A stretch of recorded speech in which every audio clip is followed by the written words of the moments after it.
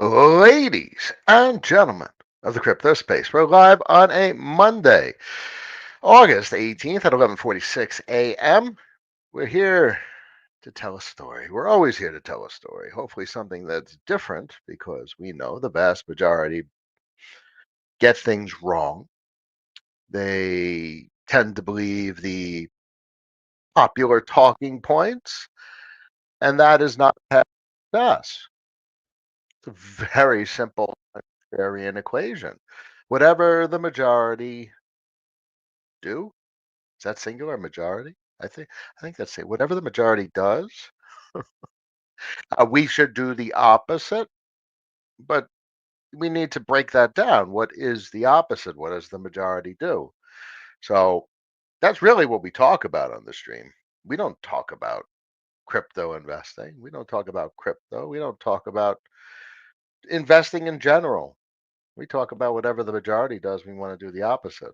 So we need to understand what the majority does in order to even contemplate doing the opposite.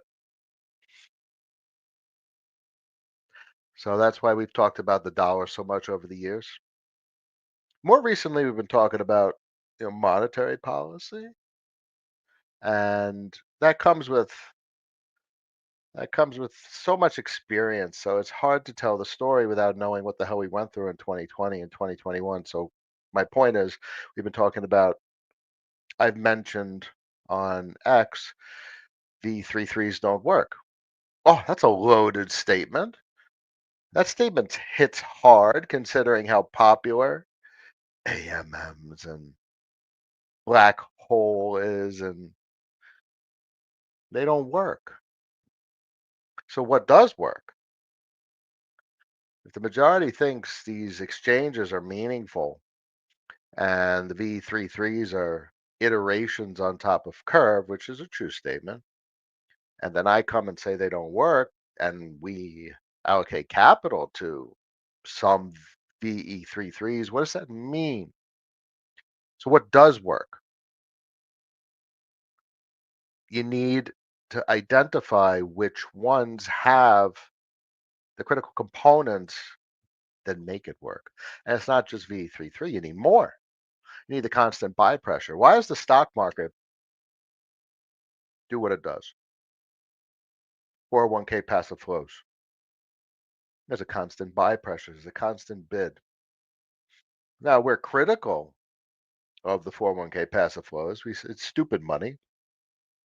It's not like someone's making a choice to invest in something specific, an intelligent investment. No, it's just someone dumping capital into the same shit that everyone else is dumping capital into.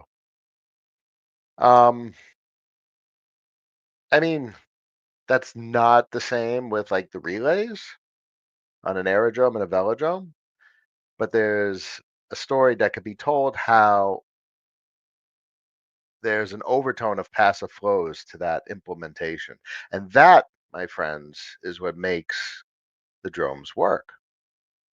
The drones aren't successful because they're VE33s and VE33s bifurcate capital flows better than voter escrow, which is a true statement, but that's not the key component that makes it work. Curve doesn't work because they're have a disinflationary monetary policy and that they're printing supply to incentivize liquidity. That's not why Curve works. Curve works because of the damn federation.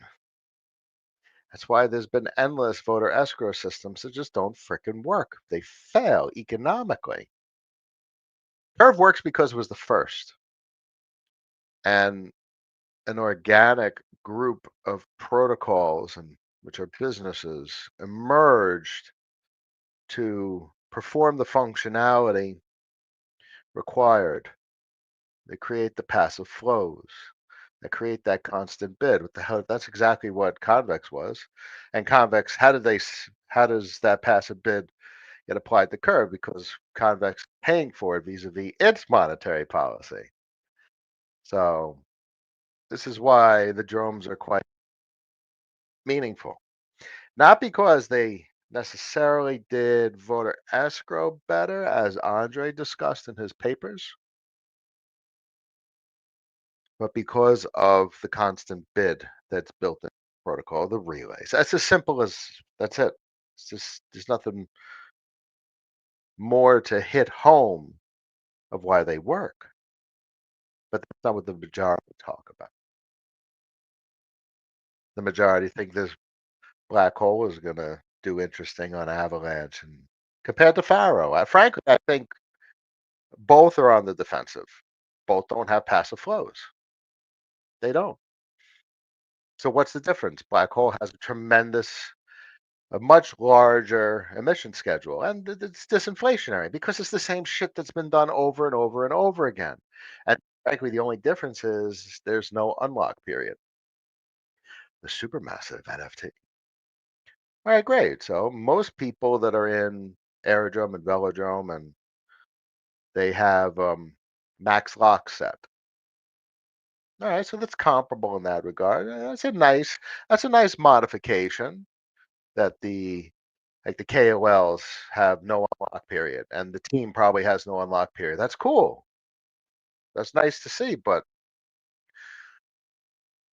what the developers, they thought they were iterating on top of V33 in the way that counts.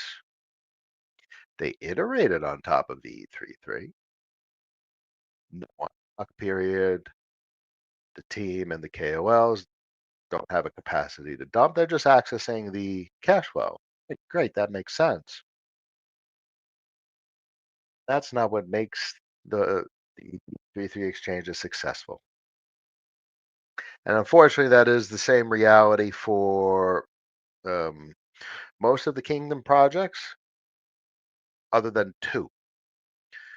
And they're literally, I'm like starting this story about voter escrow and V33s. That's fine because these are the popular protocols that are on people's minds. And clearly, the story is very contrarian to what they think. Now, the two versions of the Kingdom projects that are interesting are obviously EtherX and Shadow because of their X33 implementation. Now, the X33 implementation is passive flows. Okay. Now, the difference is the deposits you could withdraw from X33. Now, I'm a fan of permanent lock. I think it would have been much better for the deposit into X33 to be permanent, but maybe they were thinking that would have disincentivized people from actually locking it. So in the end, these monetary policies will be tested, these implementations will be tested. My two cents is of everything that's currently in existence, drones are established. Aerodrome is just has the Coinbase bid. It's basically a 401k in some regards at this point. Um, and Velodrome, slight variation on the Aerodrome narrative, doesn't have the Coinbase bit, but it has just some of the greatest tech I could think of from a seamless cross-chain liquidity perspective. But other than those two, it's literally just Shadow and EtherX that are even remotely interesting. And they aren't as tested. They're relatively brand new. To top it all off, they're on isolated networks. You have Shadow on Sonic, which is literally just an isolated network that's in the evolution of Phantom. There's no cross-chain concept. Sonic is Sonic. It's not like optimistic superchain, which is many networks. So if you own if you own Shadow, you only have exposure to Sonic. Same with EtherX and Linnea. If you have EtherX, Rex, you have exposure to Linnea. It's completely isolated. So what have we done in this very short 10 minutes, 11 minutes, couple minutes, whatever? We completely eliminated a tremendous amount of the entire crypto space as investable at all. and we've isolated with one, two, three, four protocols, four businesses with regard to foreign exchange and liquidity financing. So two of the five businesses is five businesses in crypto. We just talked about two of them: foreign exchange, liquidity financing, and we've identified only four protocols in the voter EE33 realm that are either established and tested to a great degree and have a higher than normal likelihood of survival.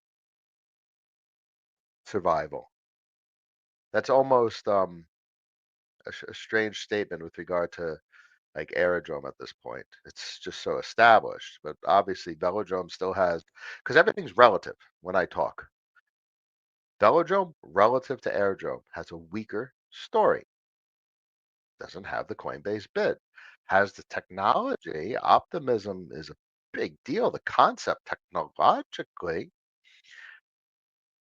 but it's not integrated with TradFi, which is what Coinbase is. Coinbase is integrated. All the normies, and especially with the base DEX trading concept, where Coinbase users are engaging with DeFi, so which is going through Aerodrome basically. That's crazy. So how does that play into Velodrome? It doesn't directly. So there's an increased risk profile with Velodrome as compared to Aerodrome, albeit the technology is just unquestionably more interesting on Velodrome as compared to Aerodrome. I think that's undeniable. Quite a reasonable statement. Obviously, there's an increased risk profile with regard to Sonic. It's basically the narrative of one man, Andre, which is not necessarily a bad thing. It has remarkable technological properties compared to many other chains, but quote unquote, many other chains. Which chains do better or worse, succeed and fail? I don't know. It's all speculation. What's the difference between um, like Base and Sonic? I mean, Base has got the amount of volume that's going through Aerodrome is absolutely insane, and the amount of interest Coinbase has in Base is literally insane. Now, no other chain has that. So Sonic is a rung down in comparison. Optimistic super chain is a rung down, even though Base is an optimistic super chain or a chain, an optimistic chain. I'm just trying to put things into relative perspective here. And then Linnea as well, even though Linnea has the damn consensus narrative, such a tremendous narrative. But where's that heading? That's still not Coinbase. So relative to the base narrative, it's just not as strong, even though it's technologically, I think potentially has the passive flows concept.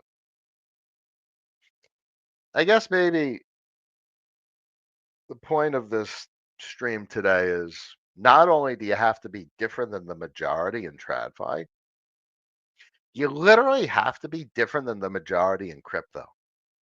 You have to think differently than the majority, no matter what market you're looking at. The majority in crypto look at price and ticker and this whole trading concept, and they look at total net worth like it's some sort of trophy or some sort of goal where money is an end to itself rather than a means to an end, which is literally unachievable, where you'll never get to where you want to be. So, I mean, look at the quantity. I guess maybe the end of this thought is look at the quantity of assets we look at, or the quantity of assets we have considered owning, or I own, or whatever you own. It's such a small quantity compared to all the shit that's sold out there, and all the shit that all these influencers and social media personalities talk about. Very different story. Very different story. Okay, we're looking at the DXY as we talk. and give our introductory monologue. It was about 15, 20. That was a 15-minute monologue. Not bad today. Kept it brief. So, folks may have sentiment that they're seeing on social media or sentiment that they personally have based on what they're seeing on social media, but that's all wrong. The base case must be that everyone's wrong. Where we're at is not where bull markets die. Where we're at is where bull markets are born. And that is where the dollar is weak and currency is cheap. Interest rates haven't come down from the Federal Reserve yet, but that's a domestic policy. So right now, money's expensive. Cash is expensive in the United States. But we're not totally interested in the United States, which is why we talk about the move indicator. So cash is still not extremely friendly to proliferate around the world, particularly dollars. So it's still not the best condition to print dollars around the world. And guess what they need to do? They need to print dollars around the world. Why? Because everyone has dollar debts to pay. But we're getting there. This has got to be the most interesting chart in all of crypto. All of crypto. What? So this is why this chart is so hard to understand, and that's why this chart is such a meaningful story that the vast majority don't know about, especially with regard to crypto, which is not a US market. It's an international market, an emerging market. You know that story. I've told you that story.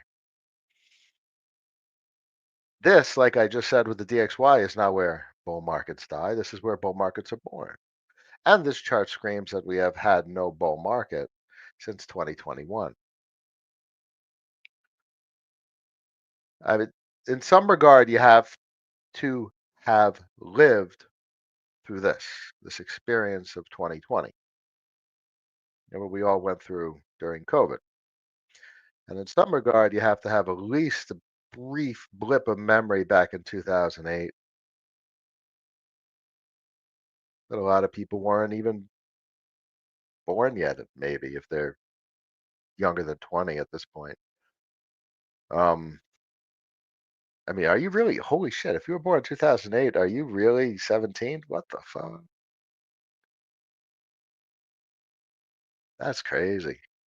It's weird getting old, guys, when you get into your 40s and you start to see like grown ass kids, 17 and 18, and you remember back like to something that was feels like 5 minutes ago. Like 2008 was 5 minutes ago for me. So weird. But there's a reason why the market started to bubble, like the equities market. If you look at the equities market between 2012 and 2019, it's pretty simple. I mean, it's literally just straight up. So here's 2012, basically. Here's 2012, and here's 2019. As March of 2020, and here's September of 19, which is where things started to get interesting if you know a little bit of economic history. It's just straight up, boom, boom. And I would point to the move indicator for why it did what it did. Now, the move indicator only came online post .com. Conceptually, this is probably the most consolidated chart, jam packed with such extraordinary information that tells us the core of what makes for nominal price appreciation, which is not inflation adjusted. It's these prices are inflating. That's another strange concept. People are looking forward to crypto price inflation. Inflation. People complain about the price of things at the grocery store, and then they're like, "Oh, I want the price of my Bitcoin to go up."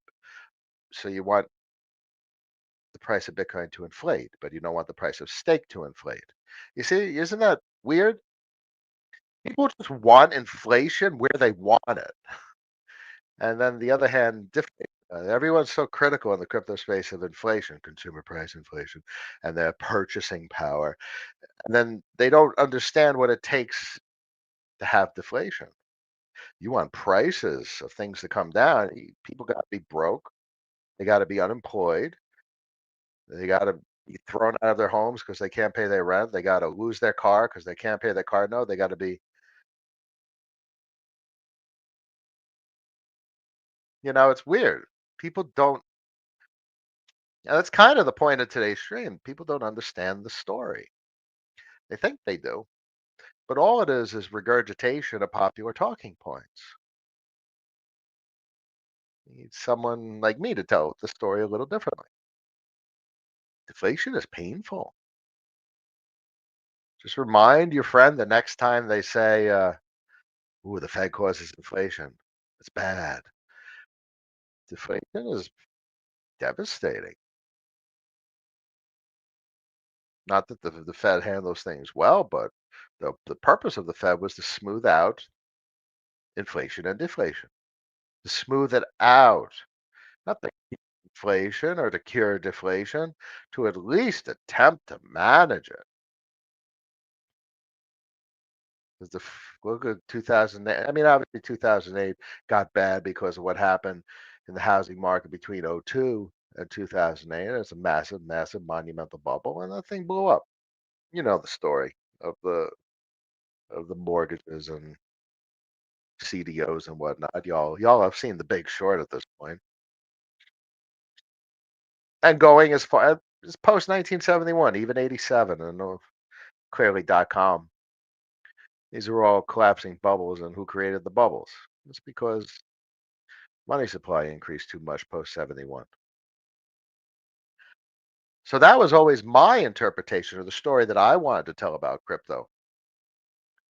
The fix, Bitcoin doesn't fix. Bitcoin fixes things because fiat currency is inflating. Bitcoin doesn't fix economics. The currency supply needs to increase, and that increases vis-a-vis credit. I'm literally digressing into what makes for a better economic system. Now, my entire interpretation when I saw crypto, I was like, oh, this is how you can build a better economic system. The only problem with the economic system isn't increase. It's not increasing currency supply. That's not a fix. Bitcoin doesn't fix that. You need the currency supply to increase. So the point is, what can crypto fix? Get the humans out of the equation. What fixes economics is a level playing field where everyone knows the way the system is going to work or the way the system works. So it's like everyone is betting on the Fed rate cuts. So they're guessing, they're betting on whether a bunch of board members are going to choose to lower or decrease interest rates. Ladies and gentlemen, that's the simplest problem that crypto fixes. Some degree Bitcoin fixes it, but I'll elaborate. It's the humans making the choice. And obviously, Bitcoin fixes that because it's a deterministic monetary policy, a disinflationary monetary policy. But from a global currency standpoint, it's not enough inflation. What is enough inflation? So I don't know. So the complexity here is you know, beyond my brain to fully comprehend. It's like how do you test these monetary policies with a global population? You can't. So that creates a great deal of complexity. But I firmly believe the biggest issue in economics is people. And if you have deterministic rules where everyone knows the rules and they know that the interest rate's going to go up, the interest rate's going to come down based on these properties and measurements of economic activity, that at least makes it fair. Anyway, I am so digressing, but I guess everyone appreciates my digressions at this point. Everything's down, including move. That's right, tape pusher. Um, but they're all loosely coupled.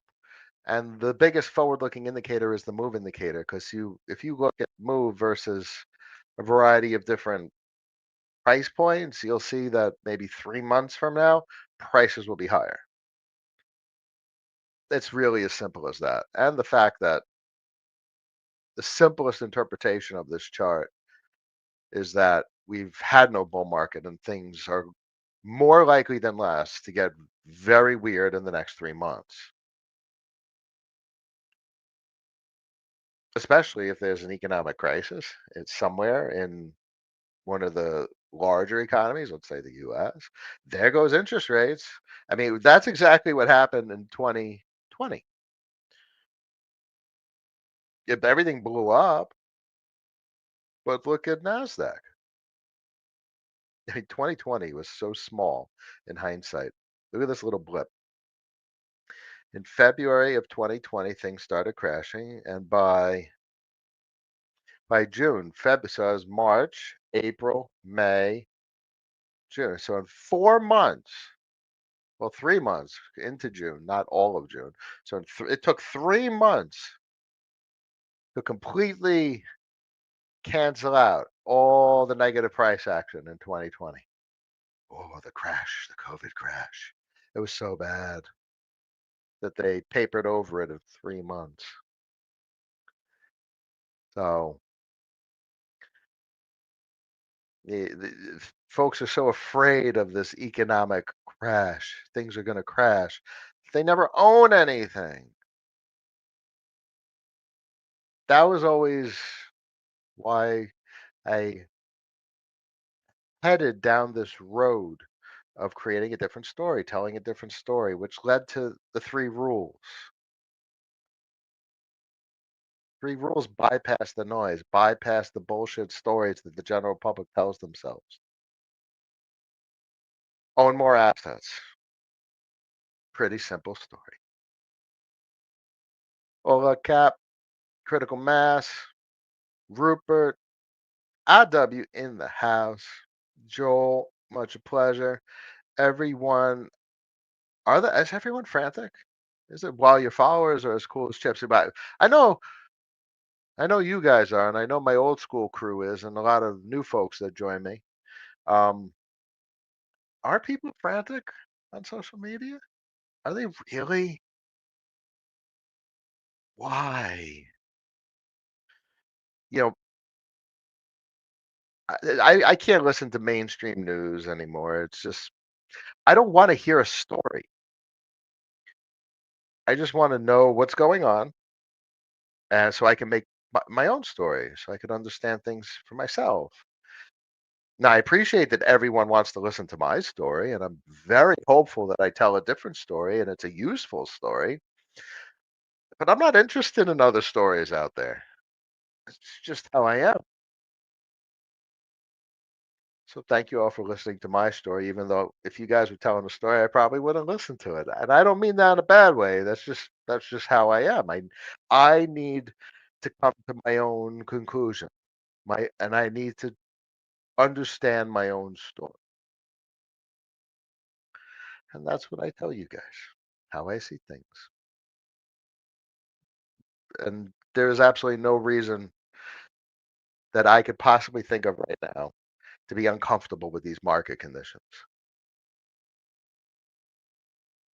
I mean, we're less than 100 on the DXY. We're below the weekly 100.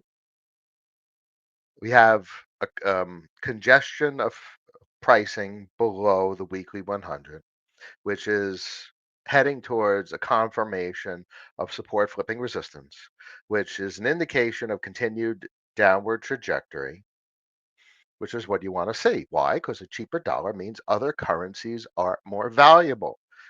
And there is exponentially more foreign currency than US dollars on the planet.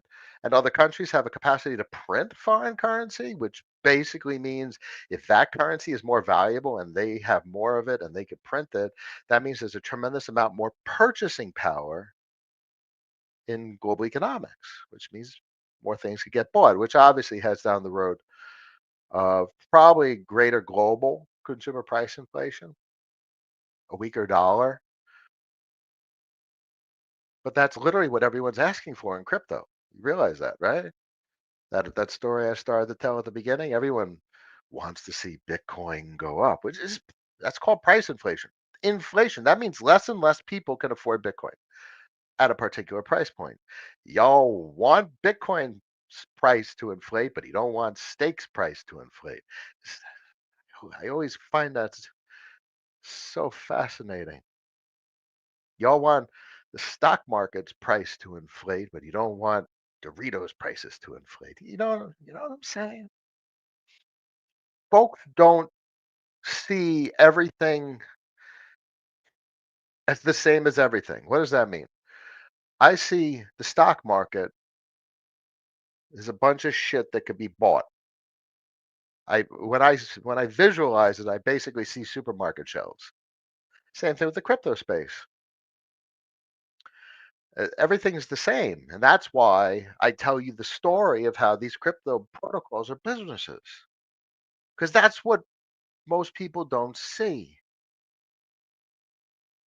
They're a business just like any other business.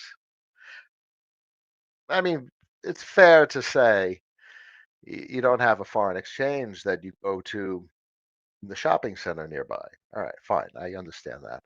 And you can't invest in a foreign your stock market, New York Stock Exchange or Nasdaq. There's nothing to invest in like that. So maybe we could have never invested in these types of businesses, but they're still businesses. So it took us to learn, to understand how global finance works, to understand why and how these are actual businesses. Good morning, Cab, from the back of the class. Hello, the hook. Much a pleasure. Dean made it live. My man. Teddy, I know you say institutions don't care about $100 transaction fees, but if high frequency trade, well, that's why Hyperliquid is popular, and that's why Base is popular, and that's why the roll-up chains. That's what they're solving for, scalability and stuff like that. That's why Sonic's gonna is interesting from a TPS standpoint. So, but mainnet, no one cares. If you want to trade $1 billion of Tether because you're operating out of Southeast Asia and some guy bought $1 billion worth of what have you, and you need USDC because you want to buy something over here in Mexico, international trade, you're probably going to want to trade that $1 billion on mainnet. And do you give a shit if it's $100 transaction fee or a $10,000 transaction fee? It's $1 billion transaction. You're not going to get that kind of liquidity anywhere other than mainnet. This is just an example. And that obviously is hopefully pretty clear example of why no one's really going to care, or the numbers that matter. Um, for the numbers that matter, they're not going to care. Those are the big numbers, and that's just starting. They want $3 trillion. Besson wants $3 trillion in these crypto markets. What happens when it's $100 billion transactions? Fine, that seems like a lot, but the point is that liquidity will probably be there because they want $3 trillion. Where's it? And that's going to end up in some liquidity pool on a DEX, on a foreign exchange. I don't see 10,000 trades per hour. That's high frequency trading. I don't care about gamblers. I don't. That is what that is the mainstream perception of crypto. Hyperliquid and automated trading bots and HFT. I don't care. What is it? The Tommy Lee meme? Here, sorry. The Tommy Lee meme. I don't care about trading. Now, on the other hand, I understand that that's the mainstream narrative, and they all do. The people, the general public. Oh, I want to buy something for $100 and try and make $1 million. YOLO. Great. I want to own the business so they gamble. I'm not gambling. I'll facilitate and participate from that perspective. but I don't care about the gambling. What I'm interested in is people solving that equation, and all I care about is if I can participate. Now, Hyperliquid, from an investment standpoint, I'm not sold on it. I'm just not. I'm sold on Aerodrome. I'm sold on the drone. I'm sold on Shadow and ETF, and those are sized appropriately for the risk that I see. Isolated chains, limited exposure, big narratives, big narratives. Andre is a big narrative. Consensus, big narrative. Coinbase, gorilla. There's gorilla narrative. All right, fine. So they'll do 1,000 transactions a second. If I could get a piece of that, that's okay. Maybe one day it'll be 10,000 on the roll ups. Top of the morning, Cap. Much a pleasure. What would you tell someone who has assets but didn't buy enough assets? Okay, this is actually a great statement. The most important thing is to respect the amount of capital you have, meaning if you couldn't buy more assets, you did you did the best you could. Ladies and gentlemen, it is okay to do the best you can. It is respectable. It is honorable to do the best you can, which means that leverage isn't an answer. Leverage is lack of self control. It is honorable to graduate from high school, to finish because you finished. And then you get a job, the good old Best Buy narrative. I've told you times. You get a job at Best Buy. You're making 30 to 50 grand a year, and you have four roommates, or you live with your parents, and you do that for 10 years, and you invest 30 grand a year. That is fucking respectable. That is maybe more respectable than someone graduating with $250,000 worth of debt. Because frankly, you graduate with $250,000 worth of debt from college, that sounds downright degenerate. That sounds like a gamble. That sounds like leverage. So maybe the way the general public looks at what is degenerate versus what is not is wrong. So I literally just described to you why I'm in college and investing properly is much more reasonable than going to college. How about that one? Because you did the best you could and you didn't turn degenerate. Borrowing capital to go to college is leverage, it's gambling. And look at the situation. Was it like 12, 13% are delinquent of all federal government student loans or whatever the metric is? We've seen it on social media lately. Sounds like they fucked up their leverage. Sounds like they didn't make a good bet. That's not even like an opinion. That's just quantitatively an observation of the data. If 13% of people aren't paying their student loans, it means they probably borrowed money that they shouldn't have, because there's plenty of mathematical equations, like I've told you, where you invest 30 grand a year and you're 18 years old for 10 years, you're a millionaire at 30. And if you do it, make good decisions and you do it better than most, you're a millionaire at 30 and you're pulling in a couple hundred grand a year in cash flow, never going to college. And I don't know. That's a hard one because you have to.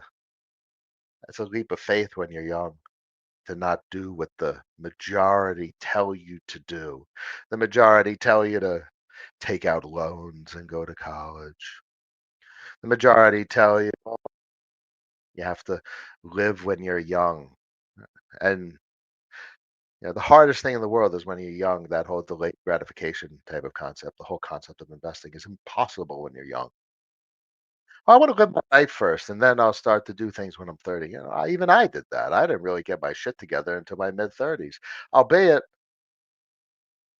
whatever. I'm not here to talk about my path. Wife always said she has no idea how the hell I did what I did. I'm not even talking about investing. I did pizza delivery after college.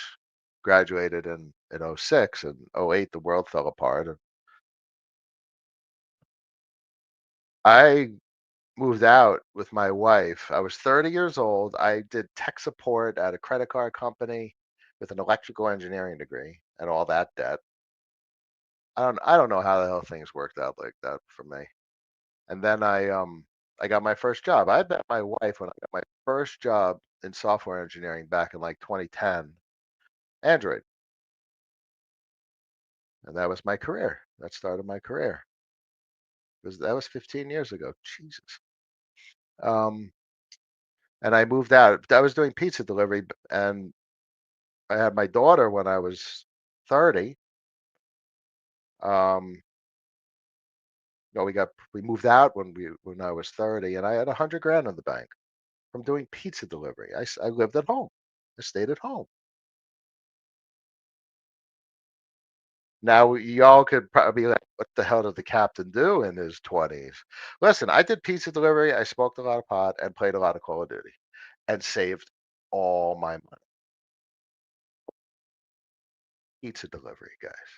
I don't know. I listen. I swear, I wasn't thinking about what I was doing. I wasn't like, I'm gonna do this. That's just how my cards unfolded, and that is what I ended up doing, and that was my path. That's an interesting statement, and I'll stop talking about my life and how things worked out decently for me. But an interesting statement is everyone has their own path, and everyone will tell their own story. And sometimes you can't explain or how things worked out well or why things worked out well, but they did work out well. And you can't copy someone's path. It's kind of like poker. You got to play your own hand. It's your hand. So so what's the only thing that we all if I can't do what someone else did and I can't go down the same path that someone else did, what can we all do? Be a little more rational, can make better decisions than worse, be a little bit more logical and reasonable, a little bit more kind and forgiving, stuff like that. And those are the things that make a difference in your life and in other people's lives. And then we could all ride off into the sunset. Anyway, that's my thought. Um, what were you saying? The hook? Literally, I digress. I didn't even answer your second question. I didn't buy enough assets. This person wants more assets. Certainly things that, so someone's late. I mean, what's at a good price? Velodrome's at a good price. Curve at $1 is probably still a good price. I mean, you could literally have bought Curve 80% cheaper. Would it ever be 18 cents again? I don't know. You know what I would say is, can you position size at $1? What is a good position size? These are very rhetorical types of statements. I don't have answers to these. You'll only be able to evaluate that in the future. If someone has capital, if they spend that capital on Curve, is it a good position size? In 5 years' time, if Curve's at $50, probably it was a decent position size, 50x on the money. If it was $100, 50x on $100 on Curve, that's not necessarily the best bang for the buck. I don't know. These are just very rhetorical, open-ended type statements. I don't have the answers. Um, Goal of more Curve not met. You will only ever be able to answer these questions in the future, looking back. And the only thing I'll encourage folks to remember is don't fight that feeling where you should have bought more, or you could have done something better. Don't live life with regrets. Live life knowing you made good decisions, the best decisions possible given the circumstance, given the information available. And that's how you live a good life, ladies and gentlemen. Dean, same boat, time horizon balances out that equation. Time horizon, yes. The most important thing is letting pass, or the capacity to let time pass. And that requires a lack of anxiety. You, you guys realize the most important thing to be a good investor is a capacity to clear your mind and meditate or whatever you have to do. I sit in a sauna and eat right and take supplements and prescription medications so I'm cool and calm and my not like the psychological medications. That shit, very careful with that stuff, but you have to do what you have to do in order to find your peace. And if you have anxiety and you have frustrations and you have fears, those will hurt your capacity to be a good investor. Hope that helps folks. Not financial. NFCI keeps going lower. Financial conditions keep NFCI. I haven't looked at it in a bit. Financial conditions index. It's all. I mean, well, that's move. Listen, if this thing dips down to like 74 or 72 this week, y'all know what I'm gonna think. You all know what I'm gonna think. And I think it's more likely than less to dip down. We literally just broke below the weekly 200. This is crazy. This screams everyone is wrong. They're looking at stuff like Bitcoin price. I mean, first off, folks look at these intra they look at the intraday Bitcoin price, which is insane. If anything, I'd look at like monthly or 6 month, 3 month. And if you're looking at the monthly Bitcoin chart,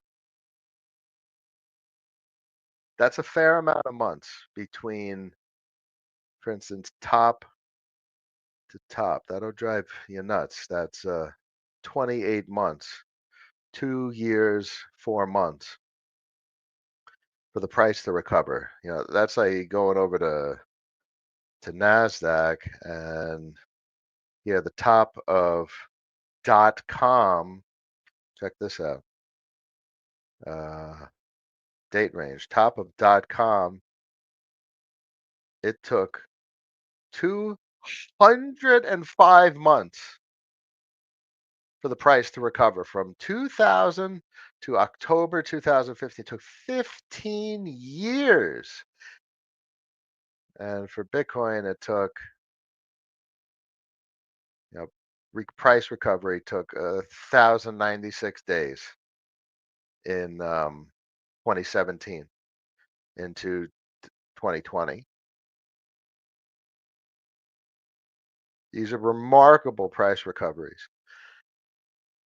And then we go over like the 6 month. And the point of this chart is if you buy Bitcoin, this is the longest one in 17. This was massive.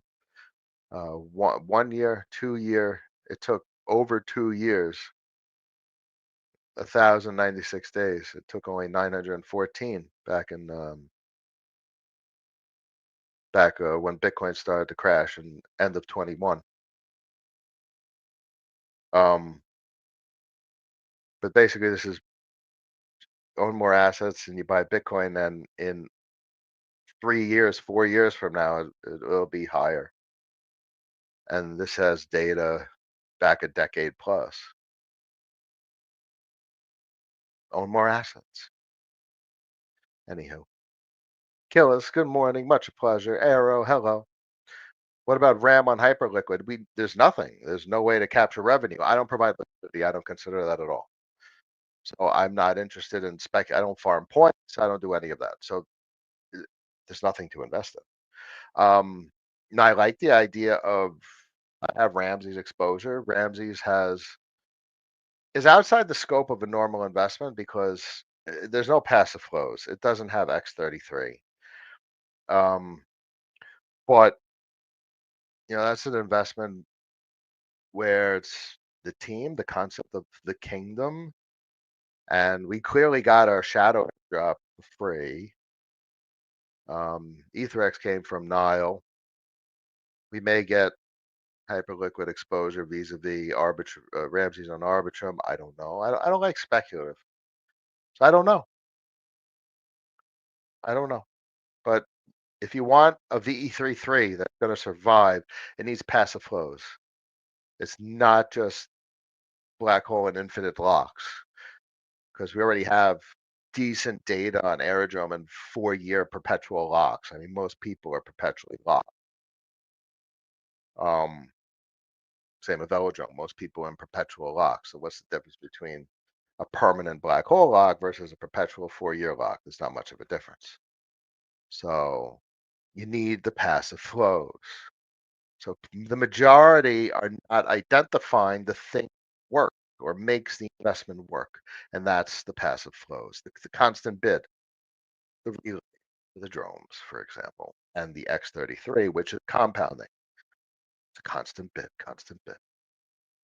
The highest trading volume of ADA of any DEX on Aerodrome via CBADA Mindbook. That's cool. Is that you mean Cardano, right? So Cardano trading on base. All right, great. I could give a shit about Cardano as an investment. I'm more than happy to let people it on base via its CBADA, its Coinbase asset. Now, I'm pretty sure I'm speaking correctly with what you're talking about. As long as so even if you don't vote on that LP to get the trading fees, it's going to garner the attention of other voters. So therefore, it undilutes other positions, so the votes get spread out. So it's improving your capacity to um, extract cash flow, and that's cool. And that's exactly those are my type of investments. I don't want to be the LPer, certainly not the trader. I just want to be a passive,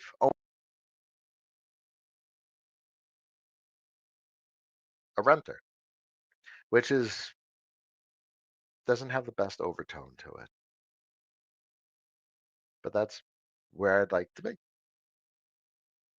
Your opening monologue is a case. Yes, it's certainly a case for concentration.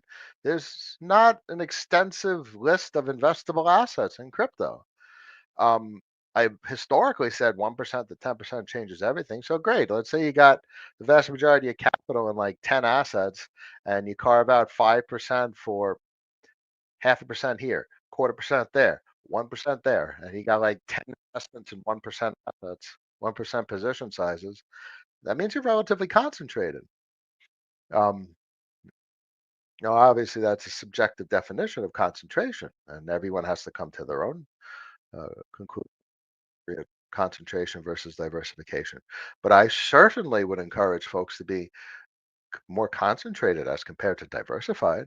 But that also implies people have a capacity to evaluate risk thresholds, risk tolerance, how much risk people are taking with a particular protocol. That's why I talk about immutable protocols. The drums are immutable. They're going to exist in 5 years. Curve is immutable. It will exist in 5 years. What? Those are the strongest of protocols with the lowest amount of risk, the immutable protocols. Passive flows, that decreases risk. Look for things that decrease the risk profile.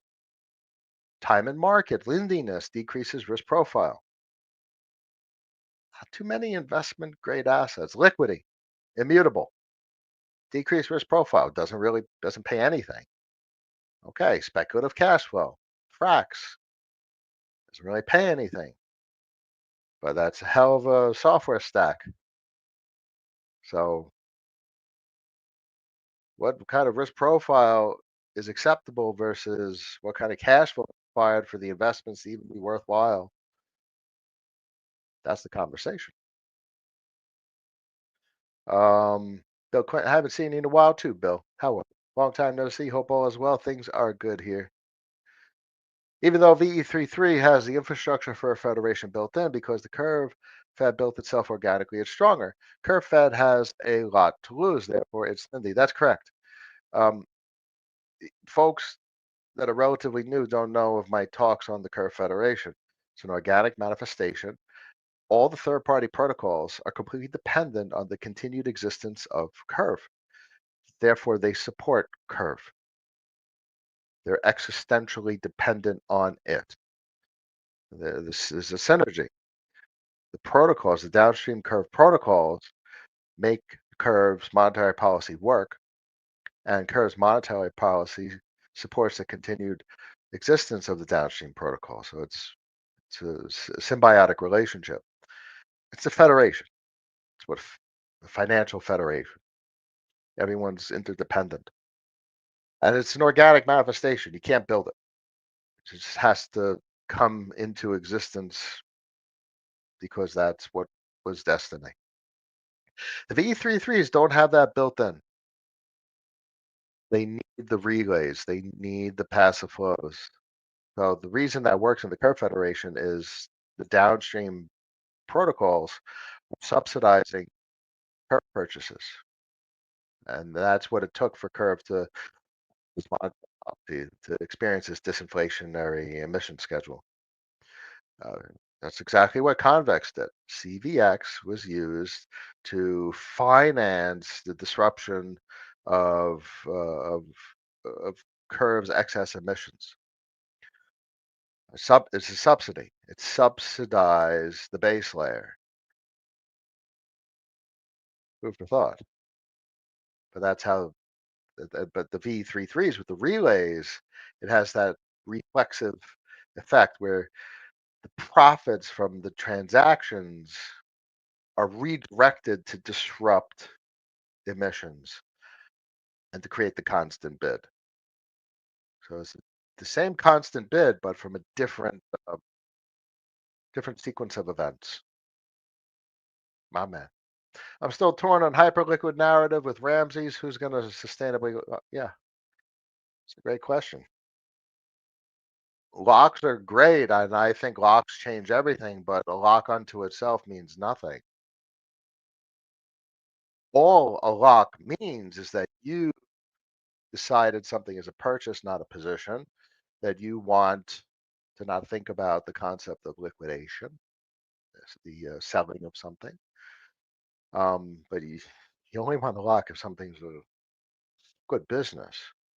Now, I don't know how Ramses on Hyperliquid taps into maybe the Hyperliquid volume. I don't know. It's volume? I don't know. I don't know. All I know is the V33 story, unless you have passive flow. That's my current statement that I will stand by. Hi, Cap, checking in. Much a pleasure. I'm a 2030 time horizon. I have actually an infinite time horizon. I don't really think in terms of particular time. I think in terms of operating procedure. I have my rules of operation. I engage according to my rules of operation. And my rules of operation, you guys know. Now, this is obviously increasingly bullish market conditions, but there were folks around here in 22, 23, and 24 that know about the business documentation. I got a lot of rules. It's not just rule one, two, and three. So if I adhere to my rules, that's my measure of success. Dean, same here. I'm using the 4-year lock to force myself to stay the course. I'll be seeing more. Just be careful. It's like 4-year lock in Clio obviously didn't work out well. 4-year lock in Black Hole is probably devastating. Um, Pick the other ones. What is Linex on Linnea? I mean, if EtherX was chosen by consensus, they're not necessarily in the best position to outperform in comparison. And the other ones, there was endless V33s, CADX, and I don't freaking know. And they're all shot. They don't work. It doesn't work because a balanced monetary policy needs I said this a long time ago. Balanced monetary policy needs a balanced trade deal. Uh, So the U.S. is like a twin deficit nation. If you really want a sustainable economics, it's a bad example, and it's to bring in the. But for if you have all those emissions from these V33s, which is basically their Fed printing, you need someone to buy it. So who's buying it? And they need to recycle it back into the system, and that's what the lock does. But the law, you're incentivized to recycle it back in, which is like oil for what the Saudis did with U.S. debt, um, and the petrodollar system. You have to pay them, and that's an interest rate. You get that interest rate by people trading. People trading generate fees, which goes to the lockers, which incentivizes the disruption of the monetary policy, which incentivizes the inflationary emissions to get recycled back into the system. Need a balanced trade deal for that flow of capital to come around. Anyhow, Tate Pusher, they just want to afford more resources. They're fine if stakes double in price as long as their BTC triples. Yeah, and guess what? That means the person with the Bitcoin can afford more than other people. So Bitcoin fixes doesn't fix disparity. Someone's going to have access to more resources than someone else. So if anything, that is willful indifference. They're okay. Someone else is not. So the least you could do is understand that you want your Bitcoin price to inflate. You're not okay with your stake prices to inflate. And you're also okay understanding that whoever has the Bitcoin is likely going to have access to more stake than someone working at Walmart that doesn't own Bitcoin. So that's kind of fucked up. It's very important for at least people to understand the reality of what they're talking about. Bitcoin does not fix disparity, period. Bitcoin only fixes things for people that own Bitcoin. The vast majority of people will not own Bitcoin. Therefore, it fixes nothing for the majority. Voila. Bitcoin does not fix everything. Disparity is brutal. Crypto Ease, much a pleasure, my friend. Always a pleasure. Harshal, good morning. Christoph, last one. We'll wrap it up for today. I wonder why Kraken doesn't provide passive flows to Velodrome since it has its own optimistic superchain. Well, Ink is actually quite popular on Velodrome. There's a lot of activity on Ink. It's been a great provider of cash flow. So I don't know. You make a good point. I would think that it would be in Kraken's best interest what Coinbase has done with Aerodrome and take a piece and like you, a great success of Aerodrome is flight school. Um, that I would think that that would be something to duplicate on Velodrome. That disrupts, um, that completely collapses their secondary NFT market. As long as flight school is greater than whatever the hell the discount is on the secondary NFT market, people are going to be purchasing from the open market. That there's another bid. So the Velodrome secondary NFT market is popular because there is no flight school. There is no alternative. If you want a discount, you're going to get it from the secondary market rather than a Velodrome flight school. So that'd be interesting. Anyway, this is yet another reason why Aerodrome is just nothing really that compares to it. I probably could have talked about Aerodrome sooner. And obviously, like any other human being, I talk about it now the way I do, especially because I was able to access it at a decent position size. I didn't get it as cheap as possible. I didn't buy it Pico bottom for local lows at 28 cents. Surely didn't access it during its inception phase, which is one's, is it really a tenth of a penny? I don't even know. 1 penny to 4 pennies. 1 penny to 4 pennies, give or take. That was inception phase. There's probably a couple of folks running around with 1 penny to 4 penny arrow. And I didn't get too bad. Like I saw this bounce. That's why I have this lineup. So I bought this bounce and I got it around 60 cents. So 60 cents and it was a 39% flight school. So the 39% flight school bought the overall purchase of Aerodrome down to like 30 something cents. So obviously if you got an aftermarket NFT or a flight school at 27 cents, you're probably sitting on like a 15 cent, a 20-cent Aerodrome stack. So someone did really good. So this comes back to who said it? Who said it? Didn't buy enough. The hook mentioned didn't buy enough. Like I did good enough. Am I frustrated with the fact that I didn't get a 15, 20 cent net entry with flight school? No. I am satisfied with my choices. I'm satisfied with waiting for a level that seemed to offer some sort of confluence, suggesting good versus bad price action. And I would have loved to have more. More is always better to have, but it's you can't do anything about it. Uh, it worked out the way it did. So I'm content with that. I must be content with the choices I've made because that's the only way to sleep well at night, ladies and gentlemen. Buck 31. It's a heck of a resistance level. Let's draw another horizontal line. It's a decent line. Look at this. Invalidated, invalidated, invalidated. So clearly we're seeing a resistance at this level. So that's interesting level of invalidation. And then, so this is a heck of a channel. So you guys see what's forming here. You could easily see some ping ponging. I don't think we revisit these lows, but 70 cents, dollar, dollar's an interesting level. There's a couple of touch points there. Horizontal line. Look at that level.